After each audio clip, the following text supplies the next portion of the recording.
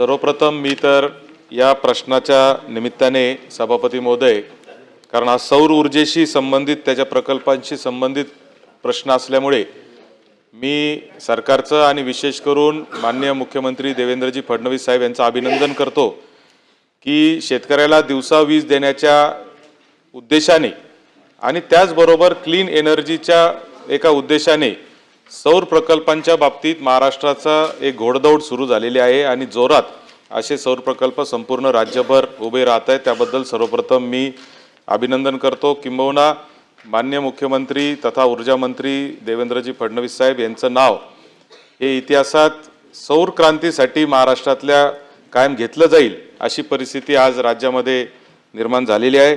मात्र हे होत असतानाच टाकी डोकेश्वर तालुका पारनेर जिल्हा अहिल्यानगर इथला एक प्रसंग जो आहे त्याच्याबद्दल मी प्रश्न विचारला होता।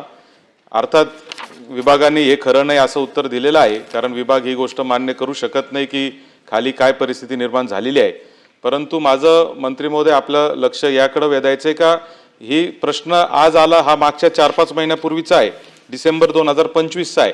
पण कालच आमच्या संगमनेर तालुक्यात पारेगाव या गावामध्ये जिथे आम्ही हजारो झाडं लावले आणि तिथं एक मोठी जागा वृक्षारोपण करून उभी केली होती, तिथे आवादा कंपनीनेच त्यांना जागा ताब्यात मिळत नाही म्हणून पोलिसांचा बंदोबस्त घेऊन ती जागा ताब्यात घेण्याचा प्रयत्न केलेला आहे। आता सुप्रीम कोर्टात ते गावकरी गेले होते आणि कोर्टाने त्यांना निर्देश दिले की झाडं न तोडता जे करता येईल ते करावं। आता गावाची मागणी अशी होती की झाडं तोडायचे ठीक आहे, समजा त्या आवादा कंपनीने 4.5 कोटी रुपये सीएम साहेब ते सामाजिक वनीकरणकडे जमा करून ठेवले, त्याच्या अगेन्स्ट जे तोडायचे त्याच्या अगेन्स्ट। गावकऱ्यांचं म्हणणं असं आहे की आम्ही झाडं लावले, त्याला मोठं केलं, हे पैसे आमच्या गावाला जर दिले तर आम्ही याचं चांगलं विनियोग करू शकतो, तर ते सामाजिक वनीकरणकडे गेले, त्याचा विनियोग कसा होईल आम्हाला माहीत नाही। आणि 40 एकर जागा सुरुवातीला मागितली, गेले 3 वर्ष हा प्रकल्प सतत भांडत चालले, शेतकऱ्यांचं आणि त्या विभागाचं भांडण चालू आहे। आता शेवटी त्यांनी असं लिहून दिलं आवादा कंपनीने की आम्हाला 16 एकर जमीन पाहिजे आहे। मग 16 एकर पाहिजे असेल तर उरलेली जमीन गावाच्या नावावर करून द्यावी अशी मागणी आहे। म्हणजे उदाहरण म्हणून मी सांगितलं, कारण असे प्रसंग अनेक ठिकाणी घडतायत। तर टाकी डोकेश्वरचं तर आता काम सुरू झालेलं आहे, त्याच्यामुळे ते पोलीस बंदोबस्तात झालं ते सगळं आपण उत्तरात दिलेलं आहे। पण हे पारेगावचं पण जो प्रसंग झालेला आहे, तर माझी आपल्याला विनंती आहे आणि प्रश्न आहे की आपण आपल्या अधिकाऱ्यांना सूचना देऊन त्याच्यात काही मार्ग काढण्यासाठी काही उपाययोजना करणार का? माननीय मुख्यमंत्री। सन्माननीय सत्यजित तांबे साहेबांनी जो प्रश्न या ठिकाणी मांडलेला आहे, मुळात फक्त एक लार्जर अंडरस्टँडिंग करता, म्हणजे केवळ टाकळी ढोकेश्वर म्हणून नाही, मी आपल्याला सांगू इच्छितो की आपल्याकडे 2 प्रकारच्या लाईन्स जातात, एक डिस्ट्रीब्युशनच्या जातात आणि दुसऱ्या पारेषणाच्या जातात। पारेषणाच्या ज्या लाईन्स असतात त्याच्याखाली शेती करणं कठीण जातं, त्याकरता ती जागा सगळी जाते, म्हणून पारेषणाच्या लाईन टाकताना त्याची परमिशन घेऊन त्या शेतकऱ्यांना जो काही आता आपण 30% मोबदला केला आहे तो मोबदला करून आपण त्या ठिकाणी करतो।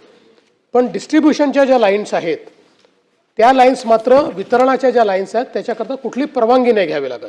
म्हणजे आपले जे पोल टाकतो, लाईन्स टाकतो, तर त्याच्याकरता कुठली परवानगी आपल्याला घ्यावी लागत नाही। या ठिकाणी जो प्रश्न उद्भवला होता त्यात 1.5 किलोमीटरमध्ये काही शेतकऱ्यांनी ऑब्जेक्शन घेतलं होतं आणि म्हणून मग थोडी पोलिसांची मदत घेऊन ते केलं। पण मला या निमित्ताने फक्त आपल्या लक्षात आणून द्यायचं आहे की हे 4-5 शेतकऱ्यांचं ऑब्जेक्शन होतं ते आपण जबरदस्ती काम करून घेतलं, कारण कायद्याने त्याच्यात कम्पेन्सेशन नाही आहे। त्याचा फायदा असा झाला सत्यजितजी, आपल्याला त्याची कल्पना आहे की 2033 शेतकऱ्यांना आता दिवसा वीज मिळायला लागली, त्या ठिकाणचे सगळे शेतकरी हे आता दिवसा विजेकरता पात्र झाले आणि म्हणून हे महत्त्वाचं आहे। दुसरा विषय जो आपण पारगावच्या संदर्भात या ठिकाणी सांगितला आहे, निश्चितपणे आपल्या अधिकाऱ्यांना सूचना देण्यात येतील, 2 सूचना देण्यात येतील। पहिली की जेवढी जागा ते घेत आहेत त्याच्या व्यतिरिक्तची जर जागा त्यांनी सांगितलं आम्हाला नको तर ती गावाला परत करण्याच्या संदर्भातले आदेश त्या ठिकाणी देण्यात येतील। दुसरं, सामाजिक वनीकरणला पैसे दिलेले आहेत, तर सामाजिक वनीकरण आणि ग्रामपंचायत यांना एकत्रितपणे कशा पद्धतीनं इथलं वृक्षारोपण करता येईल त्या संदर्भातला निर्णय करण्यात येईल।